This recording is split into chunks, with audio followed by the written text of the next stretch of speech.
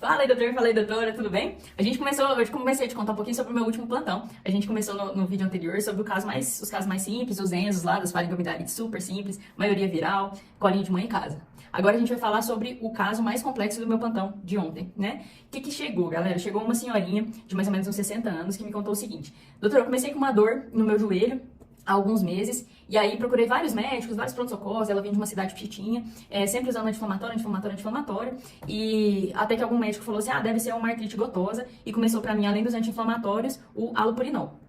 Comecei a tomar halopurinol com os anti-inflamatórios, melhorou muito, mas pouco tempo depois, 2 semanas, começaram a surgir lesões na pele. Ela fala que a pele ficou escurecida, mais violácea, depois com o aparecimento de algumas bolhas, múltiplas bolhas em troncos, partes proximais dos membros, abdômen e em mucosa oral e genital. Ela estava com a mucosa tão machucada que ela não conseguia se alimentar. Ela chegou pra mim há 3 dias sem conseguir se alimentar nem beber nada, certo? Então esse foi o caso mais complexo do plantão.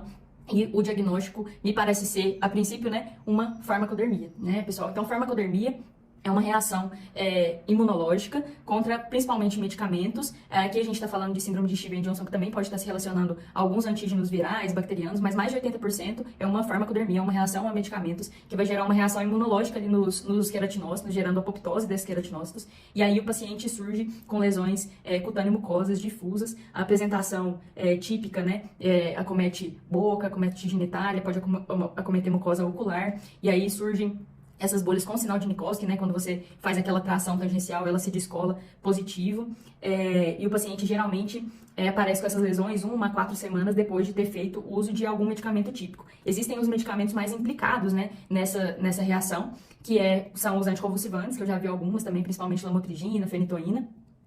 O halopurinol é um clássico, por isso que me acendeu muito a luz nesse caso específico. As sulfas e os antibióticos em geral, a lista é imensa, mas esses são os mais implicados.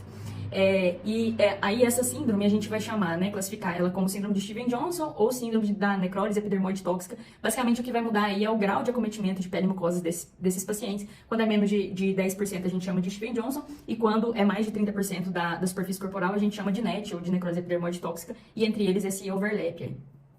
O importante no tratamento e manejo aí desses pacientes, né, é cuidar, dar suporte ao doente, tirar a droga e fazer o tratamento de suporte. Essa paciente minha que chegou, por exemplo, nos exames iniciais, eu mandei ela para a sala de observação, hidratação. Já nos exames iniciais, ela tinha quase 300 de ureia e uma creatinina de 4, então ela estava fazendo uma lesão renal aguda, pré-renal, porque extremamente desidratada, né, extremamente prostrada. Esse paciente tem que ser tratado em relação ao suporte como um grande queimado, né, tanto com suporte psicológico, analgesia, limpeza de feridas, quanto de suporte nutricional, de hidratação.